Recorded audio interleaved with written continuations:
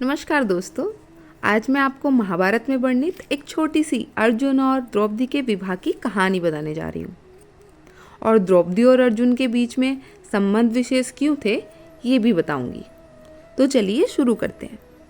यह कहानी शुरू होती है पांचाल नगर के राजा द्रौपद से। राजा द्रौपद ने एक महान यज्ञ कराया। उस यज्ञ की अग्नि में प्रकट हुई थी द्रौपदी, जिसे पांचाली और यज्ञ से निकली हुई यज्ञसेनी भी कहा गया। द्रौपदी के जन्म लेते ही एक आकाशवाणी हुई कि यह कन्या क्षत्रियों के विनाश का कारण बनेगी। राजा द्रौपद ने द्रौपदी के स्वयंवर की घोषणा कर दी। स्वयंवर में एक परीक्षा रखी, जिसमें परछाई में देखकर मछली की आंख पर निशाना लगाना था। परीक्षा बहुत कठिन थी। जो इस परीक्षा में पास होता वो द्रौपदी का वर बनता। स्वयंवर में सभी बड़े बड़े राजा आए। इसमें भीष्म, द्रोण, कर्ण, शल्य, जयद्रथ जैसे महावीर भी आए। पांडव भी अपना वनवास पूरा करके स्वयंवर देखने पहुंचे। उन पांडवों में अर्जुन भी थे। परीक्षा की प्रक्रिया शुरू हुई। अब एक एक करके बड़े बड़े राजा निशाना लगाने सामने आए। कई राजा तो धनुष भी नहीं उठा पाए, तो कई राजाओं से निशाना नहीं लग पाया। फिर महारथी कर्ण भी अपना निशाना लगाने के लिए आगे आए, पर उन्हें द्रौपदी ने यह कहकर रोक दिया कि मैं किसी सूत पुत्र से शादी नहीं करूंगी। सभा में सन्नाटा छा गया। यह कर्ण के लिए बहुत अपमानजनक बात थी।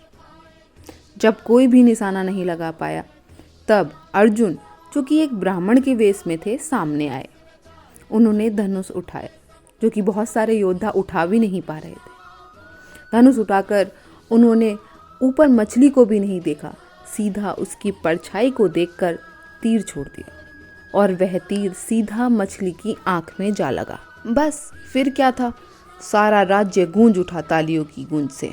सभी ने कहा, अद्भुत, अविश्वसनीय। अब द्रौपदी ने भी आगे बढ़कर अर्जुन के गले में विजयमाला डाल दी। इस बात से कुछ राजा क्रोधित हो गए। एक ब्राह्मण कैसे जीत गया?